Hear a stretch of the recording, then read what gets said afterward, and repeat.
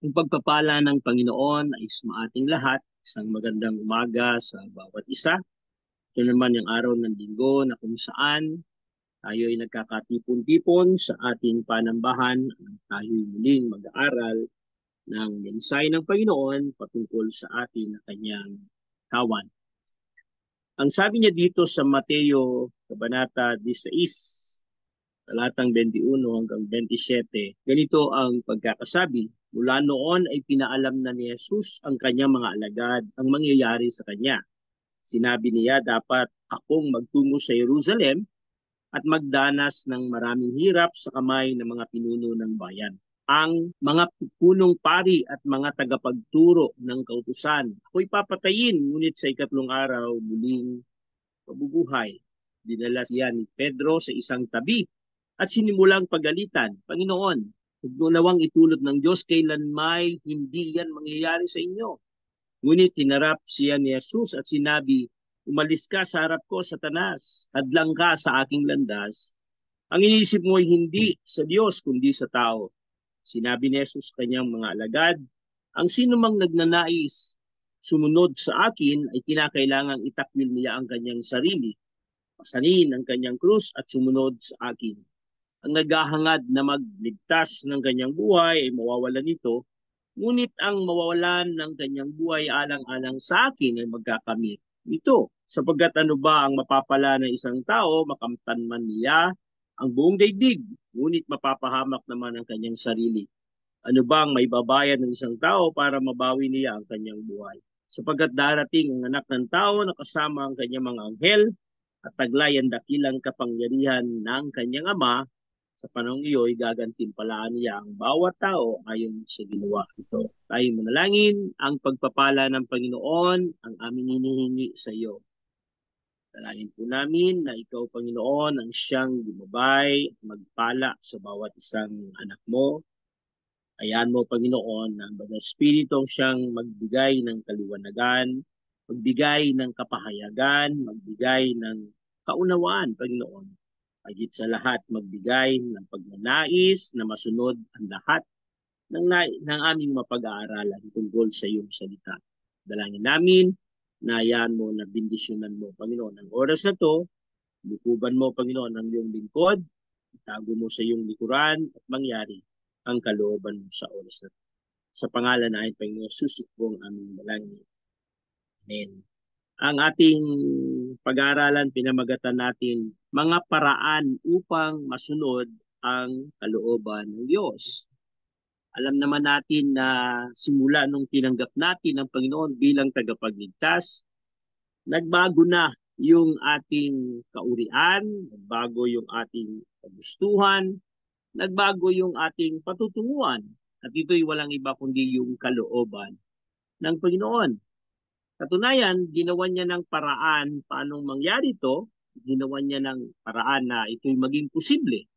Kasi noong hindi pa namamatay si Jesus sa krus, ito'y imposible. Walang kakayahan ang taong masunod ang kalooban ng Diyos. Hanggang kanyang kaisipan lang, kaya niyang magplano pero hindi niya kayang maisagawa. Dahil dun sa ating kasalanan at sa ating pagiging likas na makasalanan. At yun yung sinasabi ni Apostol Pablo na halos sinasabi doon sa mga sulat ni Pablo, yung tinatawag nating human depravity.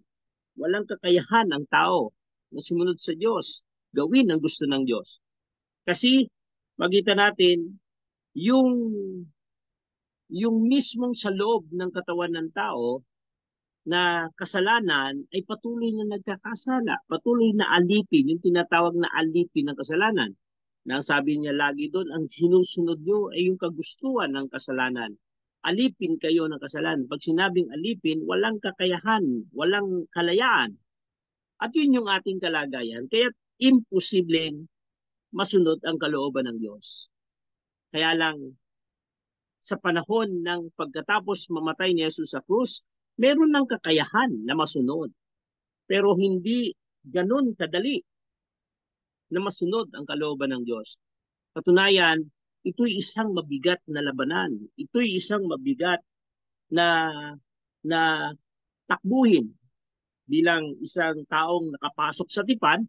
Hindi ganun kadali ang sundin ng lahat ng kasunduan na gusto ng Diyos. Bakit? Nandun tayo sa katawan na kung saan nagnanais ng mga bagay na ayaw ng tipanan. Pero yung ating kaluluwa, yung ating spirito ay itinakda na para sa pag-aari ng Panginoon na kung saan inaasahan na tayo tutupad dun sa lahat ng kasunduan na hinihingi ng Panginoon. Dito sa istorya na ating nabasa, makita natin may kinalaman sa pagtupad sa kalooban ng Diyos. Si Jesus ay nagsalita na sinabi niya na siya'y ipapapatay, na siya'y dadakpin, siya'y magdadanas ng hirap, at siya'y ipapapatay at mabubuhay sa ikatlong araw. Ito'y kalooban ng Diyos. Ito'y alam ni Jesus na kanyang misyon. Maraming kalooban dito sa ating mundo, kahit sa ating sarili. Merong kalooban na gusto mo, kalooban ng tao, kalooban ng kasama mo, kalooban ni Satanas, kalooban ng Diyos, kalooban ng boss mo. Marami. Pero hindi lahat ng kalooban ay madaling gawin. Ang pinakamadaling gawin ng tao ay yung kalooban ng kanyang sarili, yung kanyang kagustuhan. Kaya lang, halos halos karamihan dito ay pawang kasalanan. Kasi ito'y papunta sa kapahamakan. Lalong-lalo na kung ang pag-uusapan ay ang kalooban ng kaaway, kalooban ng hadlang sa plano ng Diyos. Lalo nang ito'y tiyak na hindi karapat-dapat at ito'y hindi kalooban. Hindi usapan na ang pagsunod sa isang kalooban ay laging madali. May mga bagay na madaling sundin, may mga bagay na mahirap sundin, at may mga bagay na parang imposibleng gawin. At dito, makita natin yung sinabi ni Jesus na kalooban ng Diyos na kanyang dapat mangyari sa kanya ay isang bagay na nagbigay ng pagkagulantang o pagtataka sa kanyang mga alagad. Kasi noon ang inaasahan nila na si Kristo nga, si Jesus, ang siyang Kristo, ang siyang Mesiah, na ang nakalagay sa kanilang pangunawa ng Mesiah ay isang makapangyarihan, isang magtatanggol sa Israel upang palayasin ang kapangyarihan ng Roma. Ang alam nila ay katulad ng kanilang haring si David, na kung saan ginapi niya lahat ng kaharian at nagkaroon ng golden years na tinatawag, isang panahon na kung saan naging makapangyarihan ng Israel at walang kalaban at walang sino man ang nagtatangka na lumaban kasi napakakapangyarihan ng panahon na yan. At yun yung inaasahan nila na mula sa lahi ni David darating ang katulad ni David.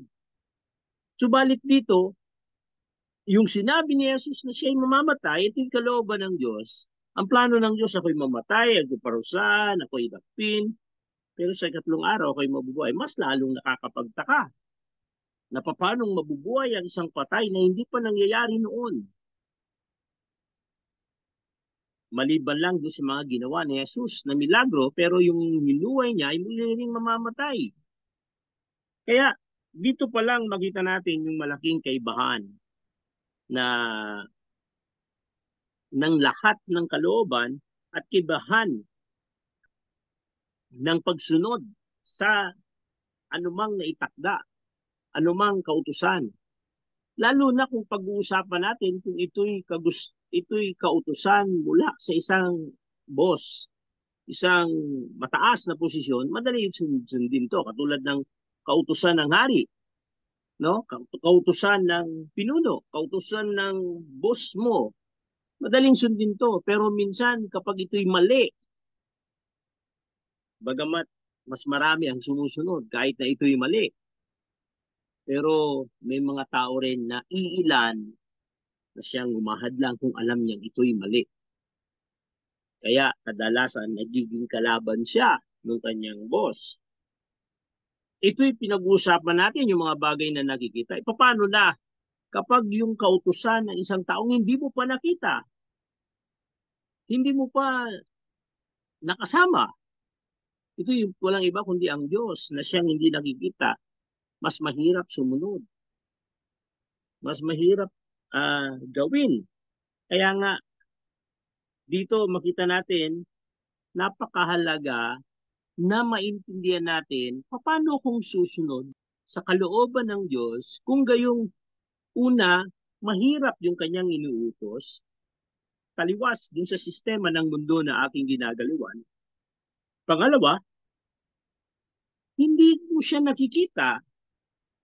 Hindi mo siya nakikita, hindi mo siya na nakausap ng diretsa, no, ng audible voice, kundi isang mensahe na ipinasa lang sa iyo. Paano mo siyang masusunod? Kaya ito yung problema.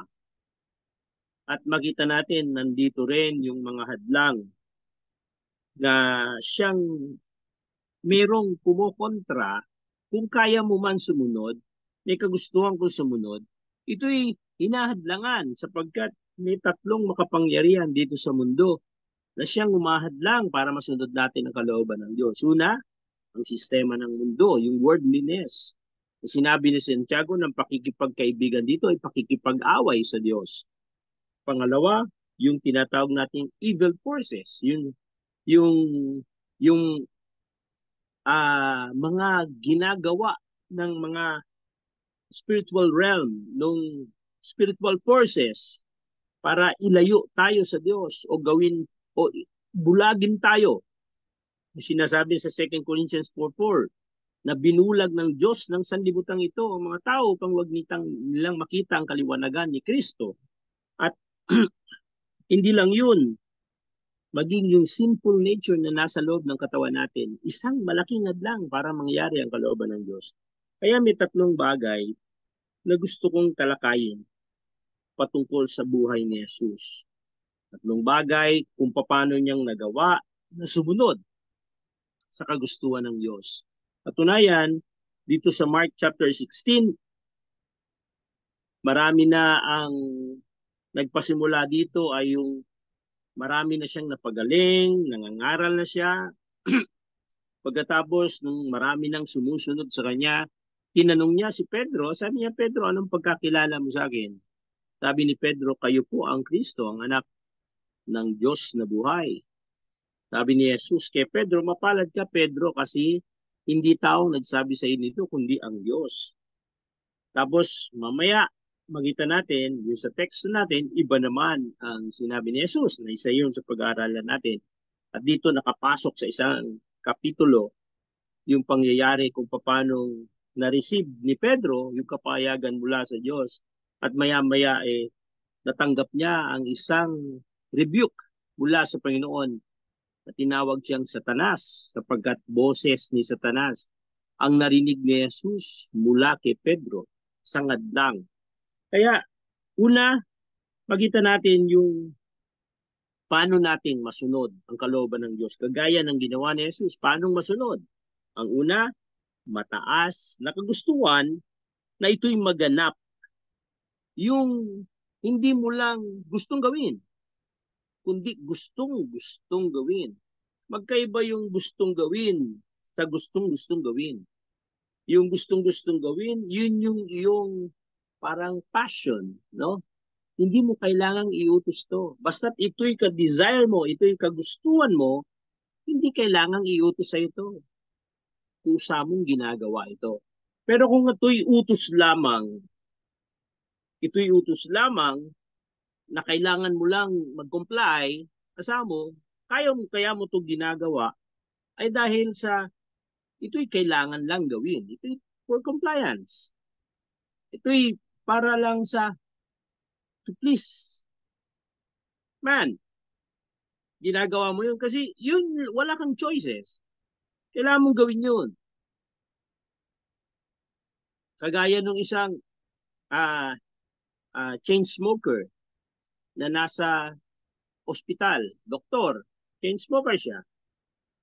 Hindi niya magawang manigarilyo sa loob ng ospital kasi bawal.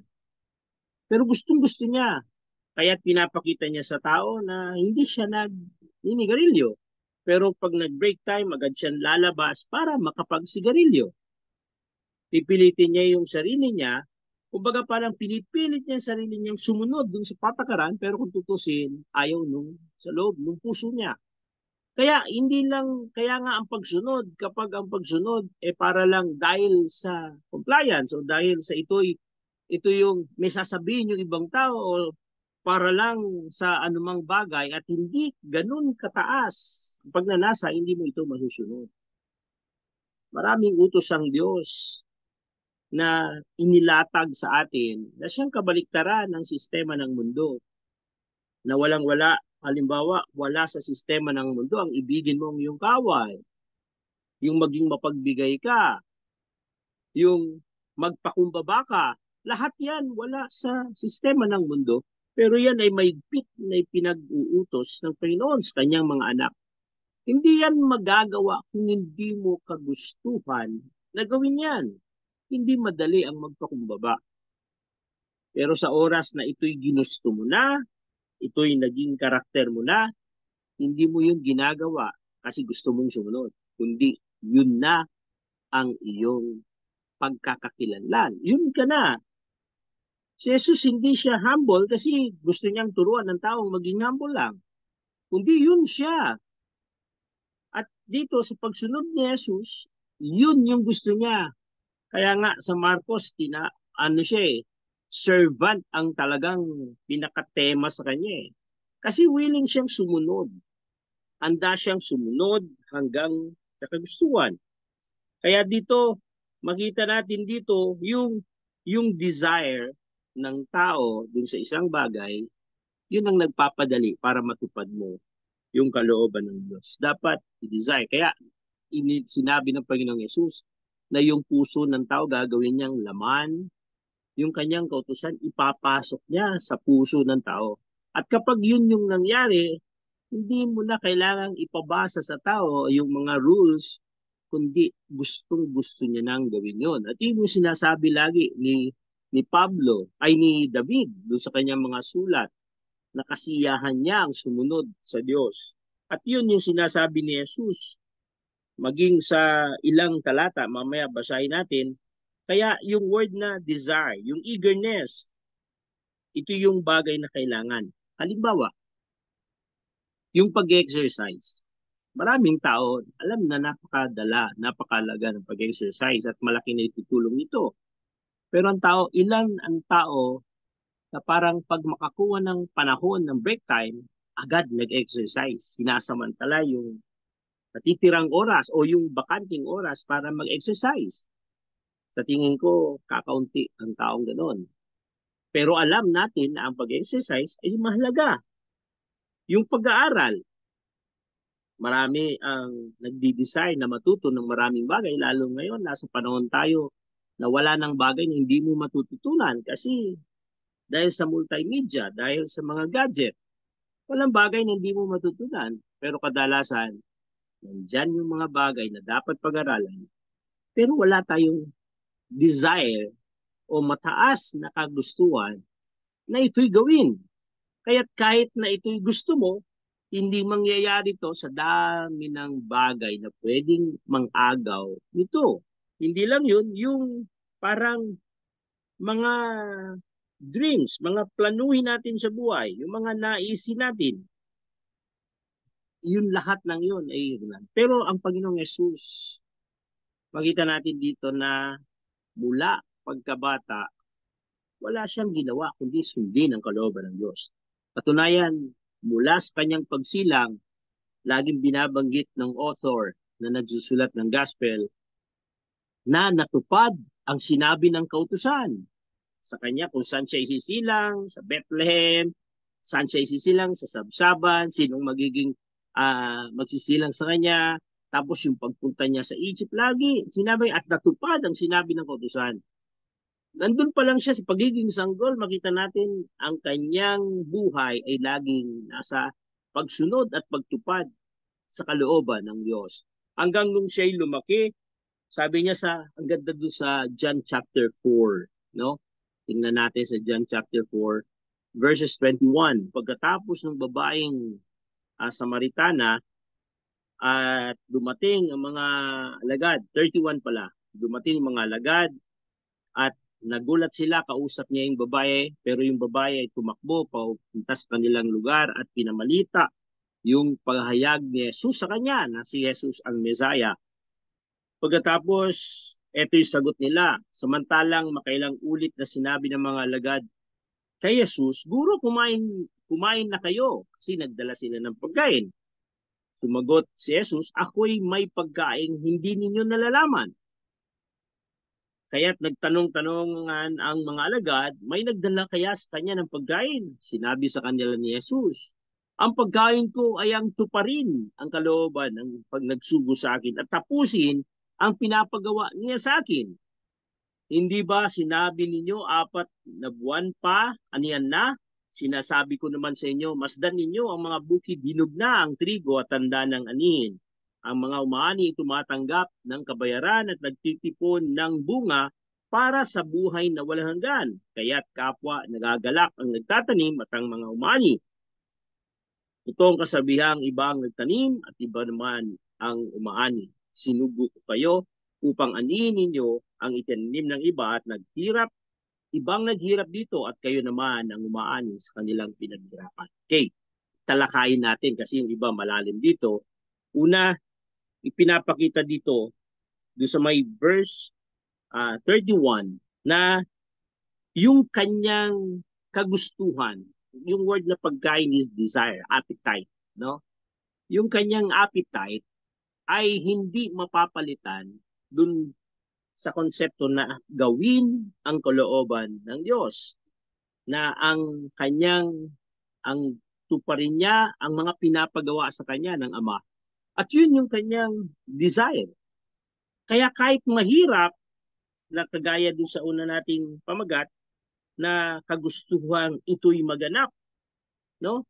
Na katunayan na kahit ito'y mahirap, madali kay Jesus. Kasi iyon ay kanyang appetite. Yun ay kanyang kagustuhan. Naalala ko yung mga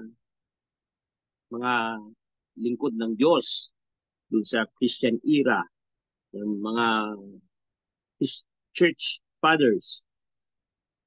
Sila, nung panahon nila, pag ikay naipapatay na na pinapako sa krus, tinorture, sa kanila kasiyahan. Dinidesire nila yon. Katunayan, hindi ako nagkakamali, si Eusebius, nung sinabing ipapasunog siya, papakain siya sa leon. Ang sabi niya, huwag niyong ipag-pray na iligtas ako ng Diyos sa leon. Ang ipanalangin niyo, bigyan ng lakas yung leon para mapabilis yung pagdurog sa aking mga buto para makasama ko na ang Panginoon. Kaya, makita natin, ibang-iba yung mentalidad, yung kanilang pananaw sa mga bagay-bagay kasi yung desire nila, yung kagustuhan nila ay ibang-iba sa kagustuhan ng ibang tao. Kaya dito, ipinayag ni Jesus na siya ay mamamatay at sa kanya ay tanggap niya to, para sa kanya ay dapat lang ito at ito'y kagustuhan niya. Pero sa mga alagad, lalo na kay Pedro, ito'y isang malaking hadlang.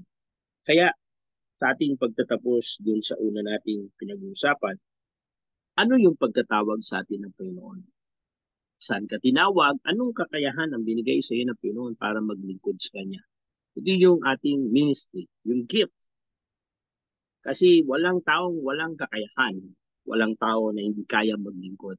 Binigyan ka ng kakayahan ng Diyos na maglingkod. Binigyan ka ng kakayahan ng Diyos ng abilidad paano maging epektibo sa paglilingkod. To equip the church, to edify the church. Ilang beses na nating nasubukan na gawin to nang may kasiyahan, may kagalakan. O hanggang ngayon nagplaplano pa rin tayong maglingkod. Kung hindi natin to gagawin ng may kagalakan, may pagnanais, hindi to natin magagawa. Pero kung ito'y may pagnanais, walang araw na hindi mo to magagawa. Hahanapan mo, hindi ka masaya nang hindi ito magawa.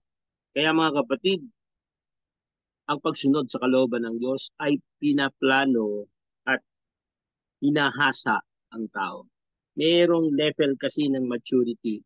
Una, magkakaiba yung passion ng tao. Yung mas mataas ang passion, mas madali sa kanyang gawin yun. Magkakaiba yung maturity ng tao. Yung taong mas mature, mas madali niyang gawin yun. Magkakaiba yung experience ng tao. Yung taong gumawa na nun ng maraming beses, mas madali sa kanyang gawin yun. Pero yung sa tao na hindi mo pa nagawa, kahit minsan, mahirap gawin yun. Kaya magkakaiba yung level, pero isa ang punto, gawin nating priority at gawin nating kasiyasiya at kagustuhan na gawin yun para maging kagalakan natin. Kaya Jesus, ang tingin niya doon, yun yung kanyang pagkain. Yun yung kanyang first priority. Yun ang nagpapasaya sa kanya. Yun ang nagpapalakas sa kanya. Magawa ang kalooban ng Diyos. Pangalawa, may tinatawag na may kahandaang labanan ang mga hadlang. May kahandaan na labanan yung mga hadlang. Tandaan natin, sabi ko kanina, may kahirapan siya, kaya dapat may kagustuhan. Pero, pag matupad mo yung kalooban ng Diyos, hindi yun ganun kadali. Katunayan, hindi na nga madali, meron pang mga hadlang. Meron pang humaharang, meron pang paraan si Satanas para wag ito matupad. Katunayan, nung si Jesus ay pinanganak sa mundong ito para iligtas ang sangkatauhan, ang daming hadlang. Pinapatay yung mga bata, di ba? Tapos, makita natin, tinukso siya ni Satanas para magkasala, inoferan siya ng shortcut ng glory, pero lahat yun kanyang tinanggihan. Kaya yun yung mabigat. Mahirap na para sa pamantayan ng tao, ng isang taong lalo na lumalakad sa laman, meron pang hadlang. Meron pang ginagamit si Satanas para kahadlangan na gawin ang lahat ng iyon. Kaya dito, dapat nating makita na hindi nga biro ang kasunduang nilagay ng Diyos, dapat itong matupad. Pero hindi ka lang dapat may kagustuhan, may kakayahan ka pang lumaban para ito matupad. No? Kaya dito, una, nakita natin siya doon sa ating binasa, balikan natin, doon sa may verse 22 to 23. Pagkasabi ni Jesus na siya'y mamamatay, dinala siya ni Pedro sa isang tabi at sinimulang pagalitan, Panginoon, huwag nawang itulot ng Diyos kailanman ay hindi iyan mangyayari sa iyo. Sa panahon natin, parang ganito to eh. Sa panahon natin kung halimbawa magsasalita si Pedro sa panahon natin, sabi niya, in Jesus' name, huwag mangyari yan sa iyo, Panginoon. Yan, di ba? Yun yung punto eh, nag-contest pa siya na huwag itulot ng Diyos. Pinahayag niya pa yung pangalan ng Diyos. Kasi talagang ayaw niyang mangyari. Pero makita natin sa perspektibo ni Pedro, kailangan niya ipagtanggol ang kanyang Panginoon. Kailangan huwag masaktan yung kanyang Panginoon kasi ito'y kanyang Panginoon. Parang sa pamantayan ng tao sa other side of the coin, maganda, concern. At nagmamalasakit si Pedro at handa niyang ialay ang kanyang buhay para sa Panginoon. Pero pagdating dun sa verse 23, hinarap siya ni Jesus sa sinabi, lumalis ka, Satanas, sa harap ko. Sabi niya, hadlang ka sa aking landas, ang iniisip mo hindi sa Diyos, kundi sa tao. Tingnan niyo, yung isang taong nagmamalasakit, kasi dahil sa kanyang Panginoon, dahil sa kanyang paggalang sa kanyang Panginoon, ay pinasok pala ni Satanas upang maging hadlang. Alam nyo, maraming pagkakataon na ang pagiging hadlang hindi lang laging pangit. Katunayan, yung pangit na hadlang ginagamit ng Diyos para tayo tumatag. Pero yung mga magandang hadlang, tukso yun. Ginagamit ni Satanas para tayo matrap. Tandaan natin ang pagkakaiba ng pagsubok tsaka ng tukso. Ang pagsubok laging pangit ang dating. Masakit, mahirap. Pero ang tukso, laging masarap, maganda, magaang, shortcut. Yan ang tukso. At yung narinig ni Jesus mula kay Pedro ay isang tukso. Kaya tinawag niya, Satanas, lumagay ka sa likod ko. Kaya dito makita natin si Jesus lumaban para wag matukso. Doon sa Matthew 4, lumaban siya nung si Satanas, ginagamitan pa siya ng Biblia para tuksuin siya, para siya i-trap. Pero makita natin, laging salita ng Diyos ang kanyang sagot. Lagi niyang binabalik at tinutuwid yung maling kinukot ni Satanas. Handa niyang sinakripisyo yung kanyang sarili para lang masunod ang kalooban ng Diyos. Maging sa John, sa feeding of 5,000, pagkatapos makakain yung mga tao, na-recall nila yung mana. Kaya't sabi nila, ito na nga ang Messiah. Kaya't nagplano sila na itaas si Jesus at ideklarang hari. Pero, anong ginawa ni Jesus? Nung malaman niya, makita niya yung iniisip nila na gagawin siyang hari, agad niyang tinabo yung kanyang mga alagad, pinatawid sa dagat, nakalangaunan, biglang may bagyong malakas. Siya naman ay pumunta ng bundok. Anong nakita natin? Yung gagawin ng tao na parangal, papuri, pagtaas sa kanya, ay isang tukso. Ay isang trap mula kay Satanas. Kaya tinakbuhan ni Jesus to. Yun ay isang tukso. Katunayan, yung mga bagay na parang magaganda ay isang tukso para sa atin. Minsan may nag-preach sa amin sa seminar, pagkatapos dahil meron siyang magandang testimony binanggit, nagpalakpakan kami. Agad tinaas niya yung kamay at sinabi niya, huwag niyo kong palakpakan. Baka gamitin ni Satanas yung palakpak niyo para ako matukso. Walang taong pinaparangalan maliban ang Diyos. Tayo'y narito para luwalhatiin ng Diyos at hindi yung sarili natin. Yun yung sinabi sa amin. At ito nga naman, marami nag-iiba yung karakter ng tao pag nagkaroon ng pera. Nag-iiba ang karakter ng tao pag nagkaroon ng posisyon. Magbabago yung karakter ng tao kapag itaas. Sa mga Kristiyanong hindi ganun. Hindi nagbabago na si Jesus ang lagi na itataas, si Jesus ang sinusunod, si Jesus ang siyang tanging Panginoon na siyang sinusundan. Kaya dito, makita natin yung kahandaang lumaban pag alam mo na hinahadlangan ka, dapat ginagawa yon ng mga Kristiyano. Meron kang gustuhan gawin, tapos biglang may humarang, may humadlang, hindi pwede yun. Hindi pwede yun. Mabuti kung bagay lang na may kinalaman doon sa karapatan mo na biglang magpaparada ka, biglang may umagaw ng paradaan mo, meron ka namang ibang pwedeng pagparadaan, pabayaan mo na, may mga taong ganun talaga. Pero yung may kinalaman sa pagsunod sa kalooban ng Diyos at hahadlangan ka, ay ibang usapan yun. Kung mga bagay lang dito sa mundo, kagaya nung sinabi doon na ninakawan ka na, no? Bigay mo pa yung balabal mo, sinampal ka sa kaliwang pisngi, bigay mo yung kabilang pisngi. Ibig sabihin lang, deny your right, huwag ka nang makipaglaban, hayaan mo na, paubaya mo na sa kanya yung karapatan mo. Hayaan mo, kasi mga bagay lang yun dito sa mundo. Pero yung mga bagay patungkol sa Diyos, hindi yun biro. Kaya yung Pedro nagmamalasakit sa kanya, sagad niya sinabi, Satanas. Ito, wag ingatan natin to.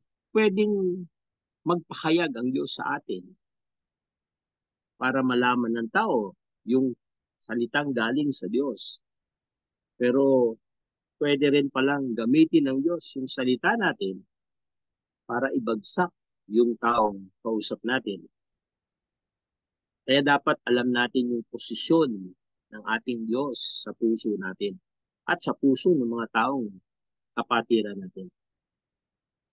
Dapat huwag tayong makadagdag sa mga tukso na pwedeng gamitin para sa ating mga kapatid. Si Pedro, nagkaroon siya ng dalawang kalagayan. Ginamit ng Diyos para ipahayag kung totoo at ginamit din ni Satanas para hadlangan ang dapat mangyari. Ang buhay natin araw-araw ay dumaraan sa labanan. Laging naglalaban yung flesh at spirit. Yung spirit, ito yung spiritong nabuhay dahil tinanggap mo, Panginoon, bilang tagapagligtas. At ang banal na spirito ay yung nasa loob na siyang nagdaramdam sa tuwing nagkakasala tayo.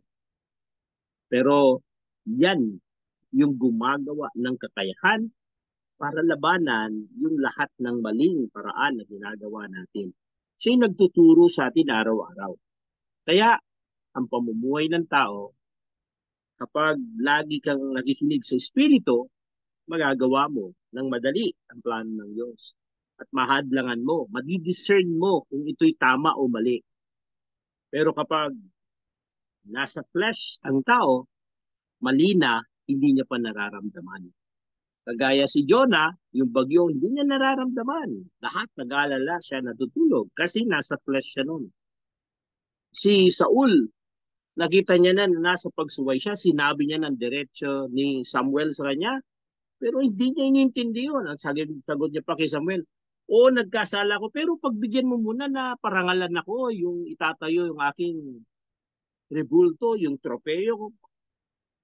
Wala siyang pakialam din sa sinabi ng Diyos na nagkasala siya. Ang pakialam niya, teka muna, parangalan muna ako ng tao. Bulag ang tao kapag nasa spirit, nasa flesh siya, yung spirito niya patay. Kaya natin ang spirito ang laging nananalo sa labanan. At nasasanay upang kaya natin adlangan ng mga adlang. Panguli, dito tayo magtatapos yung pagpapalaga sa mas mahalaga at may dalang gantimpala. Pagpapalaga, kapag nakita natin ang isang bagay na tuwing ikinukumpara natin ang bagay-bagay, nakikita natin merong mas mahalaga at merong mas may dalang pagpapala at gantimpala. Mula pa lang sa paggising sa umaga, magpre-pray ka ba o magtatrabaho ka na? Meron dong mas mahalaga at meron dong dalang gantimpala. Nadi-discern dapat natin yun. Alin yung dapat na mauna?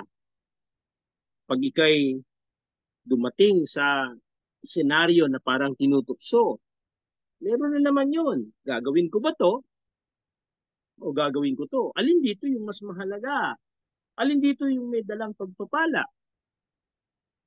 Dapat masaya tayo na alam natin kung alin yung tama.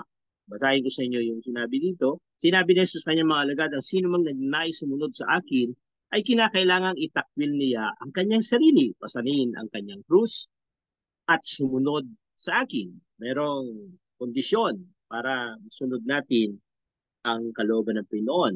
Kita natin doon na kalimutan yung sarili, takwil yung sarili, kasi yun yung hindi mas mahalaga. No? Pasanin ang kanyang krus at sumunod sa akin, yun yung mas mahalaga. Yung sarili kasi, pag mahal mo yung sarili mo, hindi mo magagawa yung pangalawang binanggit, yung pasanin ang krus at sumunod sa akin kasi magkabaliktad yan. No? Yung isa, pleasure yun, kasiyahan, present, samantalang yung pangalawa, sacrifice yun, service yun, papuri sa Diyos yun, at futuristic yun. No? Sa future yun. Sabi niya, 25, ang naghahangad na magligtas kanyang buhay ay mawawala nito, ngunit ang nawawala ng kanyang buhay alang-alang sa akin, magkakamit ito. Ito na yung baliktad na mundo. Sa mundo ng sa temporal world, habang pinapalagan mo at naghahangad ka sa buhay mo, nagkakaroon ka nito. Pero sa spiritual world, habang nalululong ka sa mga bagay na temporal, sabi doon, lalo kang mawawalan. Kasi nauubos yung panahong binigay sa iyo para makapaglingkod sa Diyos. Tapos sabi niya, ngunit ang nawawalan ng kanyang buhay alang-alang sa akin, ito yung mga naglilingkod, ito yung pinapriority ang lahat ng bagay patungkol sa Diyos. Sabi niya, ngunit ang nawawalan ng kanyang buhay alang-alang sa akin ay nagkakamit nito. Ikaw naman yung nagkakaroon ng gantimpala. Verse 26, sapagkat anong mapapala ng isang tao, makamtan man niya ang buong daigdig, ngunit mapapahamak naman ang kanyang sarili. Ano bang may babayad ng isang tao para mabawi niya ang kanyang buhay? 27, sapagkat darating ang araw, darating ang anak ng tao na kasama ang kanyang mga anghel at taglay ang dakilang kapangyarihan ng kanyang ama.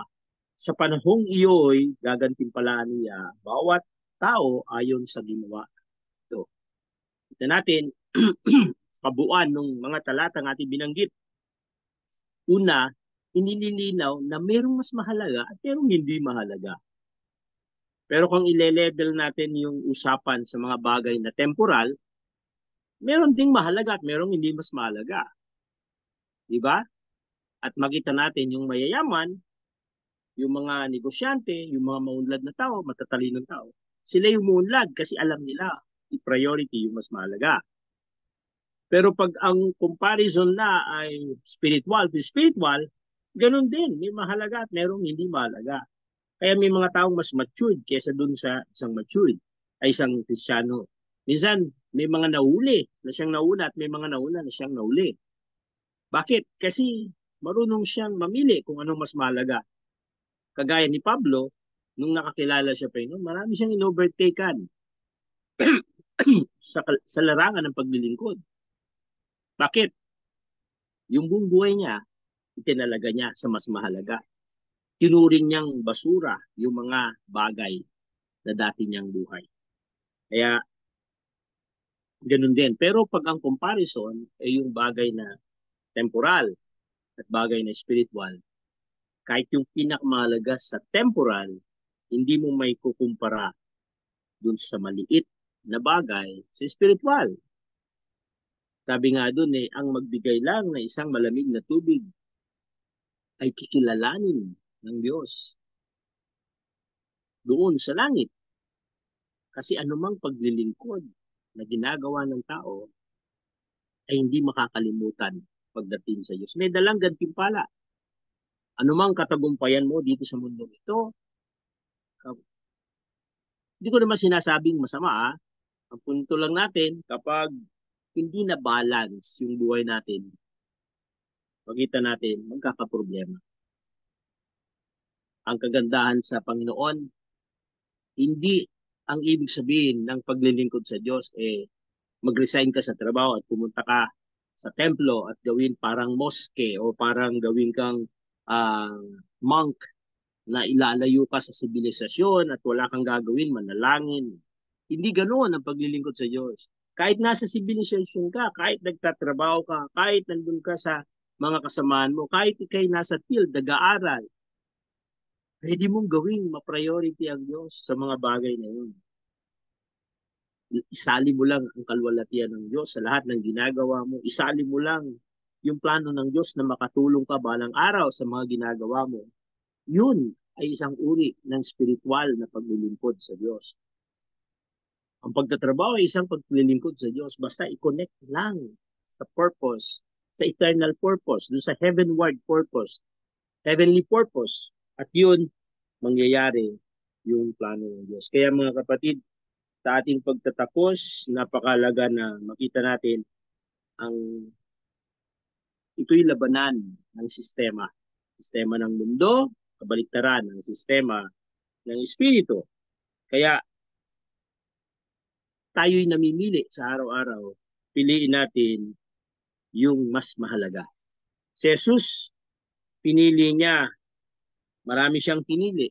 Sabi ko nga kanina, kung saan siya sinilang, kung anong tawag sa kanya ng tao, sinong taong kinakasama niya, nakikisama siya sa mga makasalanan, pinili niyang hipuin yung ketongin kasi meron siyang layunin. Pinili niya makipag-usap din sa babae dito sa context nito at makita natin pagkatapos niyang makausap yung babae, dumating yung pagkakilala ng babae. Ito'y pinahayag. Kaya doon sa dulong sinabi niya na anihin niyo yung mga bagay na hindi kayo nagtanim. Tinutukoy ni Jesus yung kapahayagan ng Diyos doon sa babae. Siya yung namalita, pero pagdating sa pag-ani, yung kanyang mga alagad, ang ani sa tinabaw ni Jesus. Yun yung pinaka-context nun. Ang ibig sabihin dun sa dulo ay makikita natin na ang Diyos ang siyang nagpapatubo ng lahat ng ating pagtatanim. Siya ang namimili, siya ang gumagalaw para maging matagumpay yung lahat. Kaya sa pagpili niya ng disipulo, mas pinili niya yung mga taong humble, no? Yung mga mangingisda, kaysa dun sa mga lawyer, kaysa dun sa mga priest, mas pinili niya. Pero kalaunan, sinabi niya sa Corinthians, yung prudent, no? yung comparison, hindi dahil masama na ayaw niya ng matalino, kundi dahil dun sa kalagayan ng puso. Kapag ang isang tao, ang tingin niya sa sarili niya mataas, malabong magpakumbaba ka sa Diyos. Pero ang isang tao na tingin niya ay mababa siya at walang kakayahan at pinili ng Diyos, pag naitaas yan, lahat ng papuri ay sa Diyos. Kaya si Jesus namili ng mas mahalaga at wala siyang pagkakamali. Naging tama yung lahat ng kanyang desisyon sa pagpili kasi nakaayon yun sa kalooban ng Diyos. Kaya mga kapatid, i-discern natin sa bawat pagpili natin, merong labanan yung flesh at spirit. Piliin natin lagi yung tama, yung the best. Ngayon, sa ating buhay, sa ating pag-aaral, sa ating pamilya, sa ating paglilingkod sa Diyos, mamili tayo araw-araw. Piliin natin yung nais ng Diyos. Ulitin ko lang po, tandaan natin na dapat maging mataas yung ating kagustuhan na sumunod sa kasunduan ng tipanan sa nais ng Diyos. Pangalawa, dapat maintindihan natin na may kahandaan tayong lumaban. Kasi ipaglaban yung bagay na sa tingin natin na magiging hadlang para magawa natin ang kalooban ng Diyos. At yung panguli, may pagpapalaga sa mahalaga na may dalang pagpapala. Dapat makita natin kung alin ang mas mahalaga at sino yung nagdadala ng gantimpala. Maaring may kalituhan, pero kalaunan, kapag ito'y lagi natin ginagawa, makita natin yung kalooban ng Diyos. Ulitin ko, sa ating pagtatapos, lahat tayo tinawag ng Panginoon. Lahat tayo binigyan ng kakayahan. Kailangan mong gamitin yung kakayahan at pagkatawag ng Panginoon sa iyo. Hindi mo kailangan lumayo, hindi mo kailangan pumunta sa ibang bansa kung hindi yun yung pagkatawag sa iyo. Gawin mo lang kung ano yung nararamdaman mo na pinapagawa sa iyo ng Panginoon. Gawin mo kahit mahirap. Gawin mo kahit parang nakakaya o gawin mo kahit na parang hindi mo kaya. Kasi sa oras na sinimulan mo, saka pa lang yan dadali, saka po pa lang yan magagawa. At makita natin ang tao, iba-iba rin yung paraan paano gumalaw. Hindi natin pwedeng kumpara yung sarili natin sa galaw ng iba. Ang mahalaga, gawin mo kung anong paraan na ibibigay sa iyo ng Panginoon. Iba-iba yung accomplishment. Pero basta't ginawa mo, kahit parang nakita mong walang accomplishment, okay lang.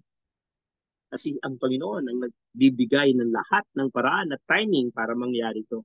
Kaya nga sinabi niya doon sa dulo, may ibang nagtanim, mayroong ibang umani. Pero lahat yun, ng Diyos ang siyang kumalaw at kumilos. Higit sa lahat, iba-iba ang pagpapala. Depende sa taas ng paggawa. Yun yung sabi niya sa verse 27.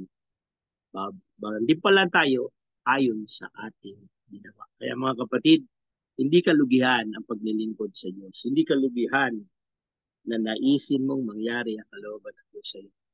Bagkus, baliktad, kalugihan, yung walang pagnanasa na maglingkod sa Diyos. Walang pagkakataon na gamitin ng Diyos oras mo, ang buhay mo, kakayahan mo, at anumang resources na meron sa iyo, pwede yang gamitin ng Panginoon para sa ministeryo. Tayo manalangin, Panginoon, pagpapala at bendisyon ng aming panalangin sa iyo mga anak.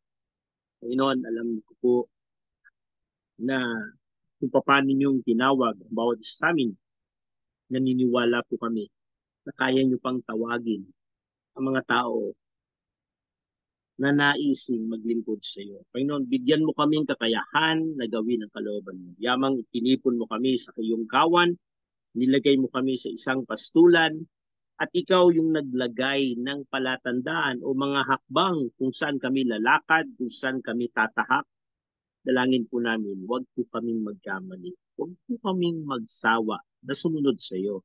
Bagkus sa bawat pakbang namin palapit sa iyo, magdala ng kasiyahan, magdala ng pagnanasa at kagalakan na gawin ang lahat ng ito para sa iyo, Panginoon. At naniniwala kami, Panginoon, anumang magiging hadlang para makasunod sa iyo, kayo rin magbibigay sa amin ng kakayahan na ito'y labanan, ito'y takwil, ito'y alisin. Sapagkat alam po namin, wala nang ibang pagpapala na mas higit pa at wala nang ibang kasiyahan o kasapatan na mas higit pa kaysa magawin ang lahat ng naisin mo para sa amin, yung maglingkod sa iyo. Salamat, Panginoon, pagpalain mo ang iyong mga anak na nakarinig ng iyong salita. Panginoon, hindi kami katulad ng aming Panginoong Yesus na siyang nagawa mo ang iyong misyon, nagawa mo ng may kakayahan, na-discern mo, Panginoon, kung ano yung mga hadlang, Panginoon, dumadalangin kami. Nayaan mo ang Banal na Espiritu ang magdala sa amin sa ganung karakter upang magawa namin ang nais ng ginawa mo. Salamat, Panginoon, sa pagpapala, salamat sa kalakasan, salamat sa tagumpay, salamat sa paglago. Inaangkin namin ang lahat ng ito sa pamamagitan ng iyong salita, alam po namin magagawa na. Sa pangalan ng ating Panginoon Jesus, po aming panalangin. Amen.